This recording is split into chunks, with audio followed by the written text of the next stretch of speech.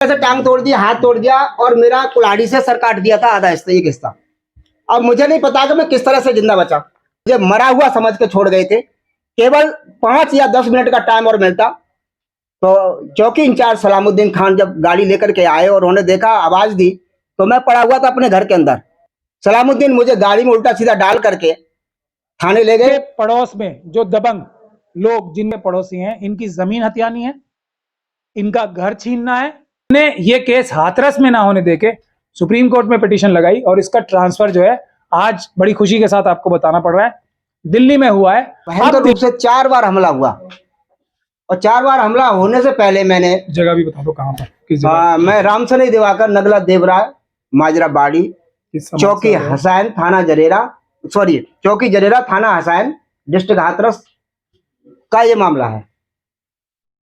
और इस मामले पर एक छोटी सी बात मैं आपको बताना चाहूंगा। ग्राम समाज की भूमि पर 1972 से मेरे बाबा ने मकान बनाया हुआ था और उस मकान को 24/8/2011 को इन जातिवादी गुंडों ने गिरा दिया था।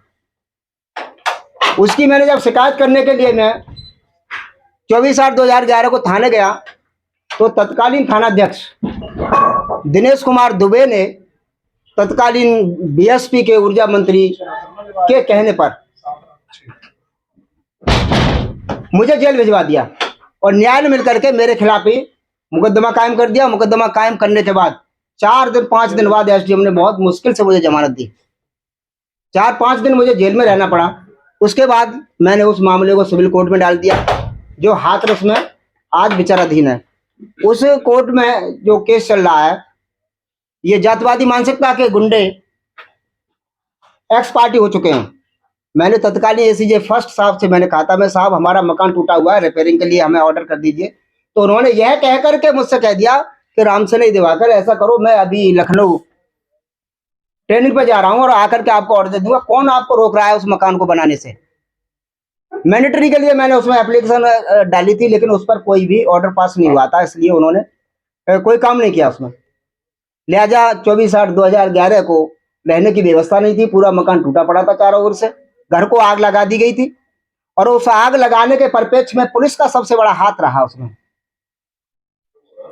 15/3/2015 को उन्होंने उसी जमीन पर एक दुर्गा की मूर्ति रख दी जिसका केस मैंने सिविल न्यायालय हाथरस में डाल दिया था और वो आज विचाराधीन है, पेंडिंग चल रहा है इस समय सिविल कोर्ट हाथरस में। उसके बाद में जब हमने मकान बनाने का प्रयास किया तो मैं धोबी जाति के समस्त भारत, उत्तर प्रदेश नहीं, भारत के जितने भी जिन लोगों को मैं जानता था, IAS IPS लेवल के थे, जज लेवल के लोग थे, और मैं धोबी समाज से आता हूं। मेरा अकेला ही परिवार है उस गांव में। इलाके में बहुत बड़ी अराजकता है, गुंडों का बोलबाला है और वहां अगर कोई व्यक्ति बाबा साहब भीमराव अम्बेडकर या संवैधान के स्तर से रहने का प्रयास करेगा तो उसके साथ इसी तरह से क्राइम किया जाएगा जैसे मेरे साथ किया गया था। 2 बार मैंने 112 नंबर पुलिस को कॉल किया। 112 नंबर पुलिस पर कॉल करने के बाद पुलिस ने मेरा पक्ष न लेकर के उन गुंडों का पक्ष लिया। उसमें मृदुल कुमार चौहान एसओ हसैन था, उसने 1.5 लाख रुपया लिया। सीओ सिकंदराव ठाकुर सुरेंद्र सिंह जो इस समय हाथरस में सीओ सिटी है, उसने 80,000 रुपया लिया और मेरी क्राइम सीट को, बहुत सारी चार्जशीट को खराब कर दिया। SC/ST का मुकदमा 308, 326, 307 का मुकदमा बनना चाहिए, 452 का मुकदमा बनना चाहिए था। वो मेरे भाई एडवोकेट रामनेश को उन्होंने 452 की धारा 323, 504 और 427 लगा करके उसे जेल भेजा। क्या हाल हुआ आपका? और उस समय देखिए जो क्राइम हुआ था हमारे ऊपर, उस क्राइम का देखिए मैं आपको फोटो दिखाता हूं। देखिए ये फोटो है, इस तरह की स्थिति कर दी गई थी। एकदम इनको एकदम मार ही दिया था जान से, इनको और इनके परिवार को। ये हाल मेरी 2 जगह से टांग तोड़ दी गई, मीडिया कर्मियों बंधुओं, 2 जगह से टांग तोड़ दिया, हाथ तोड़ दिया और मेरा कुल्हाड़ी से सर काट दिया था आधा हिस्सा, एक हिस्सा। अब मुझे नहीं पता कि मैं किस तरह से जिंदा बचा। देखिए ये ऐसे सब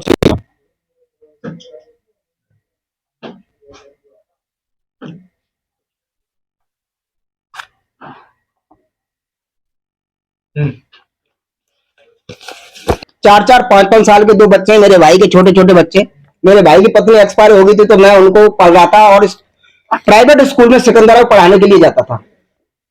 अपनी जैसे तैसे गुजर बसर कर रहा था, लेकिन मनवादी मानसिकता के लोगों ने मेरा ये सब कुछ रहना उन्हें पसंद नहीं आया, रास नहीं आया। और मेरे परिवार पर उन्होंने हमला कर दिया, मेरे माता पिता को बुरी तरह से इंजर्ड कर दिया और मेरे परिवार पर 4 बार हमला किया। ढूंढ ढूंढ करके, सर्च लाइट से ढूंढ करके मुझे मार निकाला। मैं एक कोने में छिपा हुआ था। मैंने सीओ सिकंदर राव मैंने सीओ सिकंदर राव ठाकुर सुरेंद्र सिंह को फोन किया। मैं सर, मेरे परिवार पर बहुत बड़ा हमला हुआ, मेरा पूरा परिवार डैमेज कर दिया, बुरी तरह से मारपीट की गई है।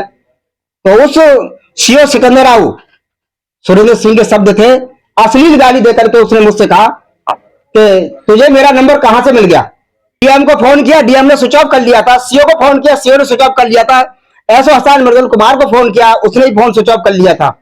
चौकी इंचार्ज सलामुद्दीन खान के साथ में पुलिस के साथ में बदतमीजी हुई थी। सबसे पहले उनके कपड़े फाड़ दिए गए।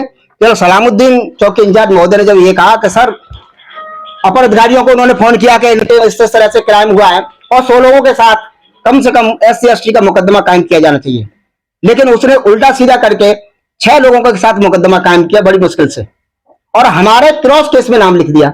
2 क्रॉस केस हमारे, उल्टा केस हमारे ऊपर झूठा केस बना करके तैयार कर दिया, जिसकी NVW वारंट भी जारी हो चुके हैं माननीय। देखिए, वारंट की कॉपी मेरे पास आ गई है, मैं जान बचा के भाग गया।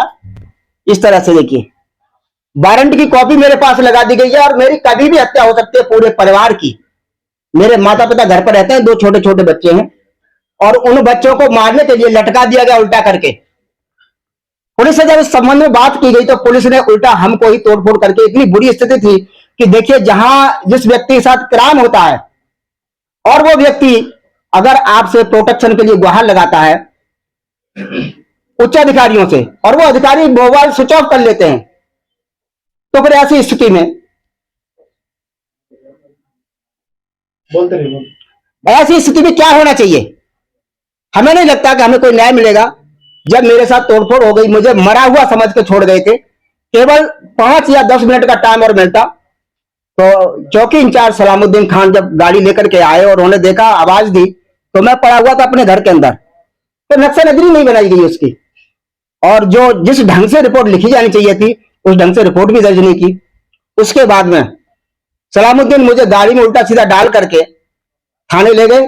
थाने ले जाकर के उल्टी सीधी मेरे भाई ने, राम खिलाड़ी ने, FIR लॉन्च कराई। तो जिस तरह से FIR लॉन्च होनी चाहिए वो कम पढ़ा लिखा है, तो उसने उस तरह से नहीं लिखवाया और मेरे बचने के कोई चांस नहीं थे उसमें। ले जाकर को मुझे बागला हॉस्पिटल हाथरस में डाल दिया गया। 3 दिन वहां मैं रहा बागला हॉस्पिटल में। वहां भी मुझे मरवाने के लिए तत्कालीन लोगों ने वहां पर ये प्रयास किया कि इसको किसी तरह से खत्म करवा दिया जाए। चौथे दिन मेरे भाई ने, जब भाई की मेरे जमानत हो गई रामलेस एडवोकेट की, वो यहीं पर प्रैक्टिस करते हैं दिल्ली में पटियाला हाउस में, तो उसके बाद उनको निकालने के बाद जब उन्होंने वहां से कहा CMO बागला हॉस्पिटल के CMO हाथरस से कि साहब मेरे भाई का यहां से ट्रांसफर कर दीजिए SN मेडिकल सफदरजंग हॉस्पिटल के लिए नई दिल्ली में, उन्होंने इसके बाद पिटीशन को लगाया। उसके बाद जब 20-22 दिन बाद में डिस्चार्ज हुआ, 24 दिन बाद, जिस गांव में मैं रहता हूं उस गांव में ऐसा कोई अपराध नहीं है जो ना होता हो। अब आप इसमें जैसे मीडिया कर्मियों के माध्यम से तत्कालीन अधिकारी हैं, चाहे IG लेवल के हों, DGP लेवल के हों, DIG लेवल के हों या CM लेवल के हों, अब सबको उन्हें कोई ऐसी मेरे पास फिल्म तो है नहीं और ना मेरे पास ऐसी कोई डॉक्यूमेंट्री है जो बना करके मैंने रख ली और मैं उनको पेश कर दूं। देखिए, मेरे यहाँ तबंचों का, बंदूकों का और चरस गांजा अफीम का सप्लाई होती है और जितने भी गुंडे इसमें इन्वॉल्व है सब ये जज का धंधा करते हैं। वहां की पुलिस जो मंथली लेती है, हसान थाने का SHO CO Sikandar Rao, SP city या SP हाथरस जो भी रहे हों, वो सब जो भी जातिवादी मानसिकता के लोग यानी कि ठाकुर, ब्राह्मण या बनिया जाति से आ जाते हैं, तब तक अत्याचार होना शुरू हो जाता है शेड्यूल कास्ट के साथ। तो मेरा अकेला परिवार है। मेरी जमीन पर पिछले 30 साल से दबंगों का कब्जा है। इस समय मेरे यहाँ चकबंदी चल रही है। चकबंदी के अधिकारी भी उस जमीन को हड़पा पाने के लिए अपनी तरह से षड्यंत्र कर रहे हैं। मैंने कई बार अधिकारियों से मिला लेकिन उसका कोई समाधान नहीं मिला है और बार बार वो उसी बात कहते हैं कि बिना पैसे के कोई काम नहीं होता है। मैंने मुख्यमंत्री महोदय के लिए पत्र लिखा लेकिन उसका रिप्लाई उल्टा ही मिला। लोग यहाँ तक कहते हैं कि अगर तुझे जिंदा रहना है तो जैसे हम कहेंगे वैसे रहना पड़ेगा, और धोबिया शब्द के अलावा दूसरा शब्द इस्तेमाल नहीं करते हैं। अभी तो मैं आ रहा हूँ। तो एडवोकेट महमूद प्रजा साहब ने उसकी मेरी रेट पिटीशन जो है सुप्रीम कोर्ट ऑफ इंडिया में डाली और सुप्रीम कोर्ट ऑफ इंडिया में डालने के बाद पिछले 2.5 साल से मैं इसी प्रयास में लगातार लगा रहा कि मेरी रिट पिटीशन ट्रांसफर हो जाए वहां से, और होने के बाद में मुझे कोई न्याय मिल सके। तो आज बंधुओं, मेरा ये जो केस ट्रांसफर हाथरस से 3 केस हमारे ऊपर जो लगा दिए, 1 केस तो मेरा उनके खिलाफ है और 2 केस क्रॉस में मेरे खिलाफ है, मेरे और मेरे भाइयों के खिलाफ।